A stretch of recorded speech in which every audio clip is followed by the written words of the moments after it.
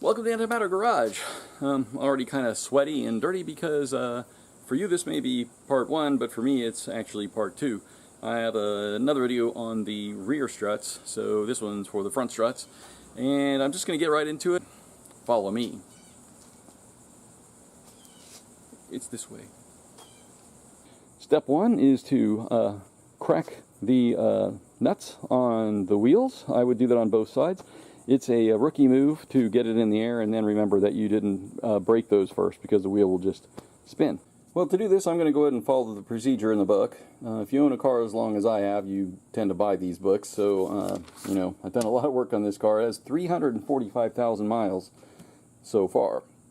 I'm going for $500,000. Fortunately, the front strut removal is a whole lot easier than the rear, so yeah, let's get started. This may seem kind of obvious, but I feel compelled to mention, just for safety's sake, that this driveway actually slopes downward, and putting the car on jacks as I've done here, when I jack it up, if I didn't have the parking brake applied, it could have rolled out of the driveway into the street, so make sure that you've properly secured that. Another thing I do is I don't just trust the jacks. I mean, they're pretty good and they're strong. I know there have been some problems with some Harbor Freight jacks recently or whatever, but these jack stands are pretty good. But I have a tendency to leave the jack itself under the car as a third point. And when I remove the wheel, I also slide it under the car. So I've got several safety factors in place. I think you should do the same.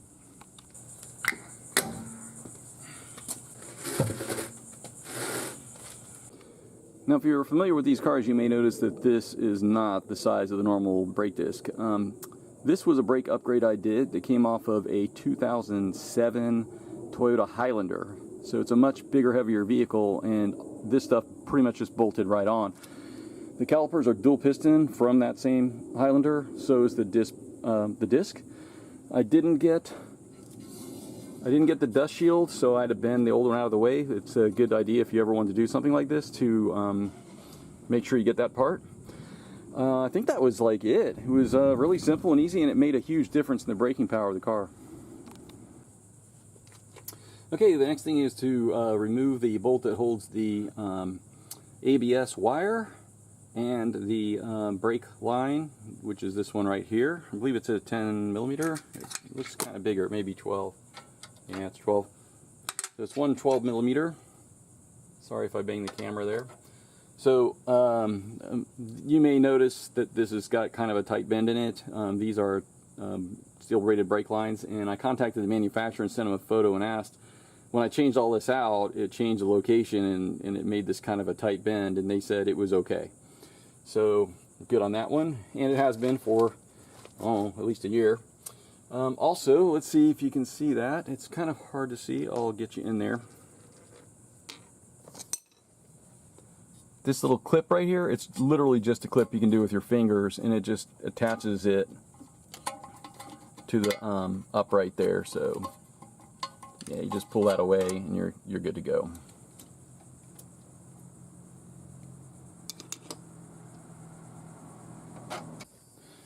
All right, next up is the anti-sway bar, or Toyota likes to call it a stabilizer bar, link connection. And for that you're going to need a 5 millimeter Allen wrench or a ball driver perhaps, and a 15 millimeter, I hope, I guess it's a 17 millimeter open end box end wrench. The back was 14, that's why I grabbed the 15, because I knew it was bigger, but I guess not big enough. I'll show you how that works. Okay, so the purpose of the Allen wrench, it goes in the end here like I've got it, so you got to put this one on first, right? And the idea is that once you loosen this, the ball inside of the link will turn with the nut, and so you won't be removing the nut, everything's just spinning all together, and so this allows you to hold it in place. It's kind of clever, but it can be problematic. I've had them rust out and then the wrench won't go in, and I couldn't get it off, and I wound up having to use a grinder to take it off, I think. So I'll just show you.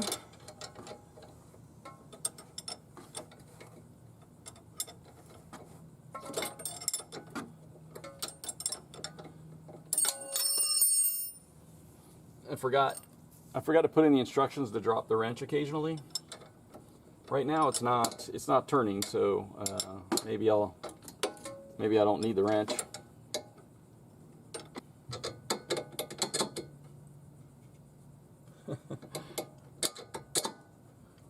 what's funny. Let me show you what's going on there. I can't get the link off because it's hitting against this brake line thingy. So what I'll do probably is put another jack under here and jack it up, see if that changes the dynamics. Other than that, I don't know. I mean, you could also remove it down there, I suppose, but I'm sure I'll figure it out. I'll let you know. Kind of an interesting dilemma, really. I was able to kind of go, I was able to move this sideways like that, so it went to the side of the brake line, and then it's kind of a weird thing to have happen.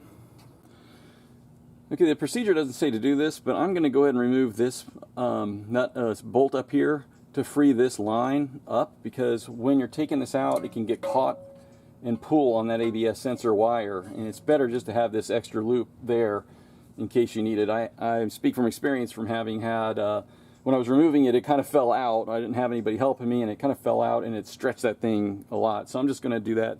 It's real simple. Next up are the two big mamas. You're going to need a breaker bar like this guy down here.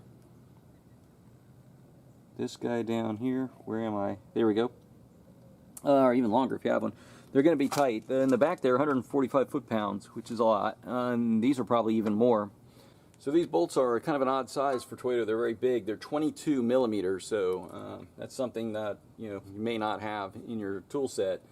But that's what it is. I had to break out the big breaker bar. This thing's just too tight. To get these guys out, it helps to have a punch, a hammer, and a good attitude. I have put the jack underneath, so I'm hoping I have sort of neutral pressure on this, because if it's hanging, it's going to be harder to get that out, and if you're pushing up on it too much, they might be hard to get out too. So I try to get sort of a neutral pressure on with the jack underneath, and we'll see what happens here.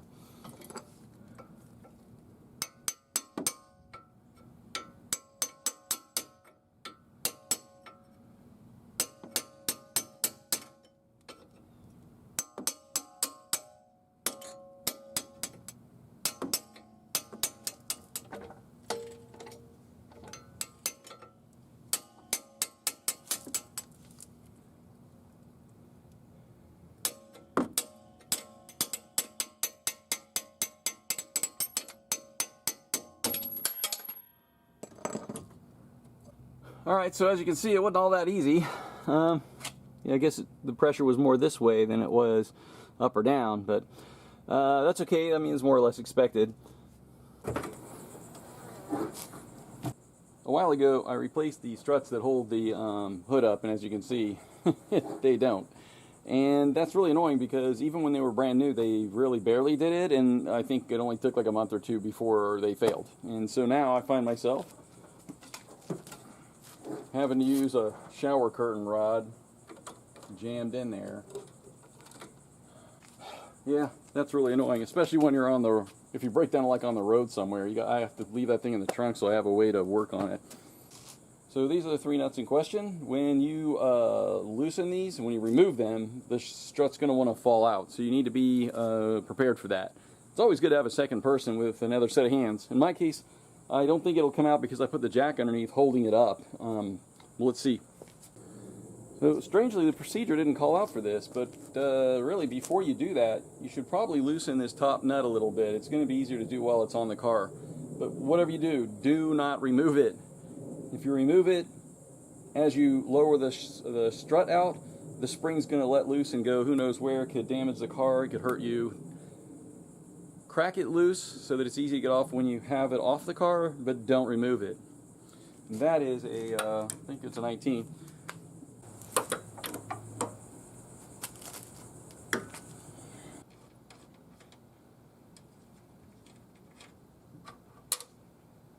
Okay, this thing is very heavy, and it can hurt you. So I'm going to put on some gloves while I manhandle it.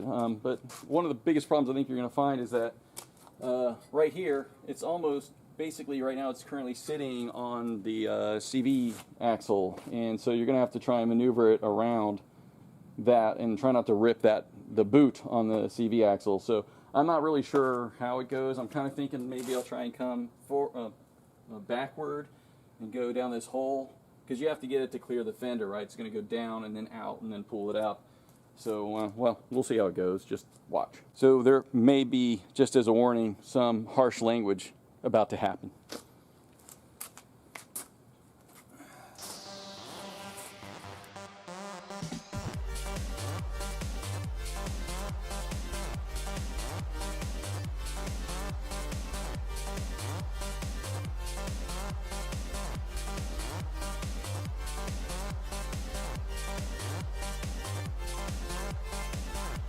If you didn't see, that was, I kind of rotated it around 180 degrees, and the idea was to get this portion facing sort of that way so that it wouldn't catch on all the lines and things. But yeah, that was fun. So the next part happens in the garage here, and the idea is I'm going to use these spring compressors. And if you're in the market for spring compressors, I do not recommend these. They kind of suck. There was a YouTube video, I mentioned this when I did the rears, but I'll mention it again. There was a YouTube video that said that these things were really dangerous, and then the guy used them properly and properly removed his spring. So he didn't, it was clickbait because he didn't bother to explain why these were particularly dangerous. The truth is, it's the spring that's dangerous. You need at least some kind of a spring compressor. These aren't the best for a number of reasons. These, I'll bring it closer, these things get in the way. Sometimes when you turn them that way, you can see they fall and get in the way, even though you want them out of the way, because they don't positively stay up. They positively stay down as a safety measure so this can't slip off. But that's rarely the problem when you got a lot of pressure on these things. So those are annoying, and then having to spin it 1,000 times to get it where you want to, and not being able to get it between the rungs. A lot of these things, you know, maybe I've only used one kind of spring compressor, maybe the others are just as bad. I don't know, but all I know is do not remove this nut. I did this, by the way. I had the spring compressor and I kept going, and the spring compressor was getting kind of close to each other, and it was kind of binding up. But I didn't have, apparently, didn't have the spring compressed enough. And I thought, well, I'm 90% of the way there, you know, it's mostly compressed, so there won't be much pressure at all. And when I took the nut off, it shot pieces all over the garage at a velocity that was enough to like hurt your ankle if it hit your ankle, right? So considering I was about 90% compressed, that was pretty powerful. So to try and do that with no compression at all is very dangerous. Don't do that. So I'm going to use the spring compressors now, and fortunately the front springs have a lot more room, so I think it's not going to be a problem. And I'll show you how it goes. You just got to get somewhere nearby, right? There you go. Once you get it on, you click this into place, and that one into place if you can get it. This is still not quite on. That's the other thing. These spring compressors actually have, if you look down in them, there's a curve along this plane to match the curvature of the spring. I'll try and bring it closer and sort of show you that there's a curve there. And it doesn't always match the curvature of the spring perfectly. There's so many kinds of springs, right? The other idea is you need one on one side and one 180 degrees apart from it, and it's not always easy because you can see as I slide this that way, I get more of an opening here, but I get less of an opening here, and this gets bound up. And so you can only go so far. And then like 180 degrees out over here, I can't even grab this back part of the spring, or this bottom part of the spring. I'm going to have to go up one coil. And you can't always grab, you know, you want to go as wide on the coils as you can. Let me move the camera a little bit. So you want to go as wide apart as you can. You don't want to just grab two. If that's all you can get, you can try it. But what you do is you squeeze the spring down until the spring can move between these two plates, move around freely, or this plate will go with it, but it should move around freely. Then you'll know there's not too much pressure on it, and you're safe to pull it out. So you try and get as close to 180 degrees as you can. Here's mine. If I leave that one there, and then you tighten down this. Another problem with these spring compressors is getting access to this nut. As you can see here, it's really close to this plate, and to get a socket on there isn't easy. And sometimes you have to flip it around and do it from this direction, but that might bind up, and sometimes you just can't bind a place. So yeah, spring compressors aren't really my favorite thing to use. Also, you're not supposed to use an impact wrench on these. It specifically says not to. because when you're screwing it in, it takes a long time to get where you want to go. It's easy to want to speed the process up. But the fact is, you might go too fast, and then you can crush or bind something up. You know, if you bend one of these little safety posts, you may not be able to retract it, and now it's attached to your spring, and you can't get it off because you can't pull it out. And then you may have to grind it off or something of that nature, right? So, yeah, when you don't want things to go super fast, like with an impact wrench, when you're tightening these springs down. So it's best just to go ahead and, you know, bite the bullet and realize it's going to take you a while to get there. Okay, I forgot an important step here. Before you start doing this, you might want to take, now that the strut is out of the car, take your new strut and compare them and make sure they're right, that they're the same length and these tabs are in the right place. These are not, because I grabbed the wrong one. There we go. So I got a tab here and a tab here, and this is a good time actually to transfer the bolt that I placed in there so I wouldn't lose it into the right location on the new one. I got a tab here and here. The length looks right to me everywhere. It's good. It should be. They're the identical shocks. I bought the same company, same model and everything. So it's good to see that that's actually true.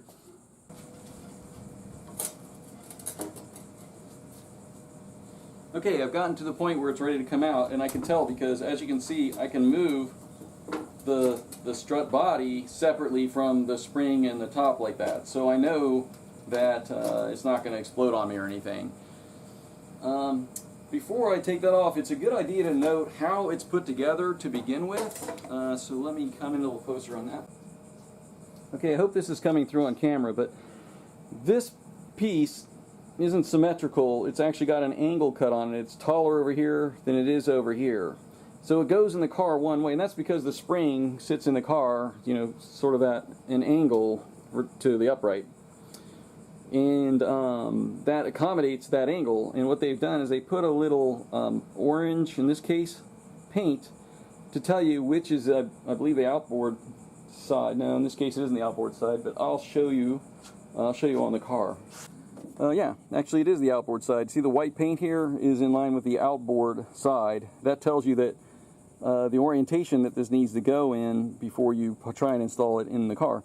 And this is important, I'll show you, for another reason. This is the new shock, and what you'll see here is where my thumb is. There is a flat ground into this on both sides, two flats.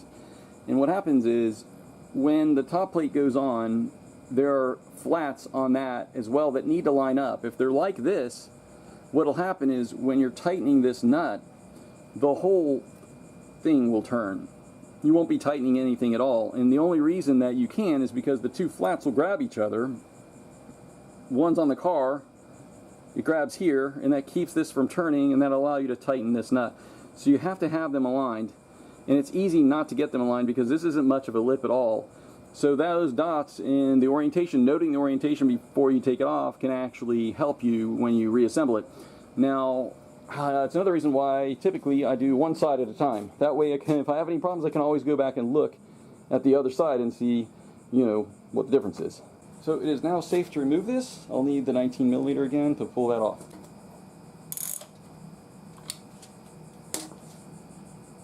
Okay, so what's happened there is because I've loosened this already on the car, it's spinning, and so I'm going to grab with pliers. This could damage that rod, so I don't recommend this when you're putting it on. But since I'm taking this off and throwing it away, it doesn't really matter.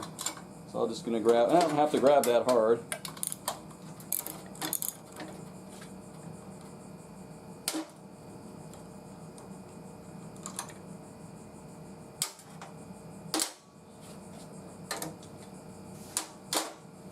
Alright, there we go.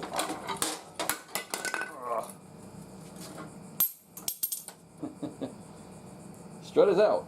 You're going to need the rubber ring. So that's going to go on there.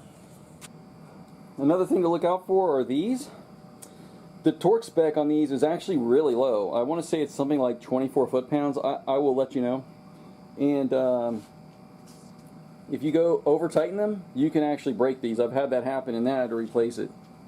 Okay, I hope this is in focus. It looks okay on my little screen here, but here you can see the lines right there. That's what grabs Those are the flats that grab the flats on the strut, and those are the ones you got to be careful with. And if you'll notice, they actually marked it not only here with the orange paint in this case, but there are two lines etched in, two arrows etched in. I hope that's visible. I'll turn it. It tells you that goes to the outside of the car.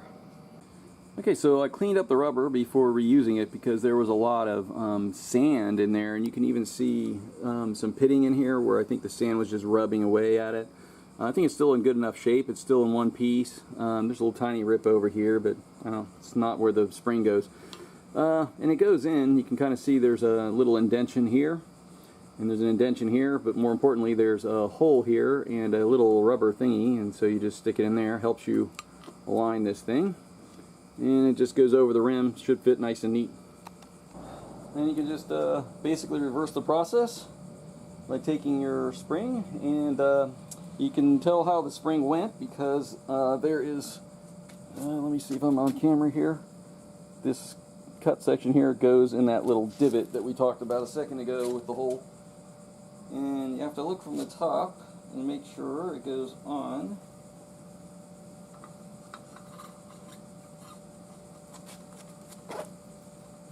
You may have to use a little leg action there. There we go. Now I'm going to clean up this top part, and then I'll figure out how that goes on. Put the nut back on. Basically, you do the spring thing and basically reverse the entire steps, really. Okay, again, you can see the flats here, and what I find helps me on install is to go ahead and put a mark. I'll try and do this one-handed. That is in line. Oh yeah, that's horrible. Okay, so I'll make it a thick mark. It's in line with those marks so that I know when I'm tightening, if I pull off the socket and I look and I see that that's rotated, then I'll know it's not engaging those flats. Okay, as you can see here, I looked. It's kind of hard to put these marks on. I eyeballed it. I looked at the back, and I kind of put a mark on the side, another mark on the side, and I kept looking back, front, and then I was able to sort of draw a line. And you can see I put the line with the strut in line with that, and I can tell I got it right because if I press down to engage it and then turn, oops, you got to keep the whole thing from turning. Sorry for all the moving around here, but if you push down hard enough with one hand and turn, there you can see the black line and the white line. There's a little slop, but they move together. And it doesn't really matter as long as it catches it, because it's what's going to allow you to tighten this down without it spinning. Oh, and in case I didn't mention it before, this says out, and it's got two little sort of like an arrow and a diamond on it, and then this has these two lines, and that's why you're going to turn that to line up with those. Okay, so when I tightened it down, I held this down so the flats were engaged and tightened it until I could feel a hard stop. You'll actually feel a hard stop. It's not torqued, and I'll have to torque it all the way down, but when you hit that hard stop, there's no need to tighten anymore because that will have held all this together enough where the flats will never come disengaged at this point. That way, when you put it in the car, you'll be able to do the final torque on it, and it'll be fine. You'll notice here, I got my grubby hands on the disc, so when I get everything done, I think it's important to go ahead and spray down the disc with some brake cleaner to make sure that you don't contaminate the brake pads. I found another thing to worry about on installation here, and that is to make sure that when you put the new strut in, you go pretty much the same way you came out. You don't want to accidentally get like the brake line in the front when it belongs in the back or something of that nature, and you may not be able to live with it because my wheel is bigger than the stock wheel and it comes kind of close here, and you know there's a chance it could drag on that brake line or something, so just beware of that. And also beware it's also a bit of a struggle, so prepare a couple of pretty choice curse words to get this done. It's time to tighten those two big nuts, and they are 162 foot-pounds. I'll show you here on the picture. These two really big ones here, 162. Okay, I say this on pretty much every video, so I might as well say it on this one. A few notes on torquing. When you torque this on, it says in there to use some engine oil. It should be 30 weight. Every industry has its own standards. The Navy has some, the Air Force has some. Cars use the equivalent of 30 weight oil. I use anti-seize, which I'm pretty sure is equivalent to 30 weight oil. Gee, I should check that. Do as I say, not as I do. Also, you should add 5 foot-pounds of torque for every 6 inches of extension you use. I couldn't get on there on this bottom one, so I had a 6-inch extension on there. I should add 5 pounds for twist in that extension. The other thing is you need to pay attention to how pressures are being applied. You don't want pressure being applied elsewhere when you're torquing. As an example, here I try to put this in as neutral position as I could. There's not a lot I can do there, but the torque spec is pretty high. I'm confident it will be fine. However, when you put on a wheel, for instance, the wheel should be off the ground. If it's on the ground, it will be applying pressure this way, which compresses the top and puts the bottoms in sort of a tension, and you're not getting even pressure, and that can cause the rotor to warp and you give drivability problems. So the appropriate way to do that is to have the wheel off the ground so that there's no pressure being applied in any way, and then just have somebody step on the brakes to keep it from rotating while you torque them on. If you do it on the ground, you're not really torquing at all. However, the opposite can be said for up here. When you tighten a nut, it stretches the bolt, or in this case the stud. If I leave it hanging like this, I'm essentially pre-stretching these. So my torque is going to be off if I do this. In this case, the car should be on the ground. That way the pressure is on the plate that has these studs in it and not on the actual studs. So to torque these on, the car should be on the ground, the opposite of the wheel. So these are the kind of things you need to think about if you're serious about doing this kind of torquing. Another thing I did when I installed this was I made sure before I torqued these on that I left these disconnected all here and here, because if I was going to put the torque wrench on it and I was coming down, I didn't want to like hit this thing and snap it or tear something or whatever. So I went ahead and left, even though it's not exactly the reverse steps I did before, I went ahead and left those off. You might want to do the same thing. Another thing I like to do is every time I have the wheel off, I try and clean in behind here. It's not perfect, as you can see, but it's a lot better than if I didn't do it, and it's the only time you're going to have that kind of access. Especially since, if you look at this one, I think I mentioned earlier in the video that I have larger brakes on there, and I can't even get my fingers between the caliper and the rim here to try and clean. So I can only clean most of it, and then I have to like move the car to try and get the rest. And even so, it's still really hard to get in there between the rotor and this. So yeah, just a good time to get stuff done. There you go, just a quick wipe down. Okay, that's the end of the video. I know it's kind of long, but I like to provide a lot of detail, so I hope it helps somebody. Thanks for watching.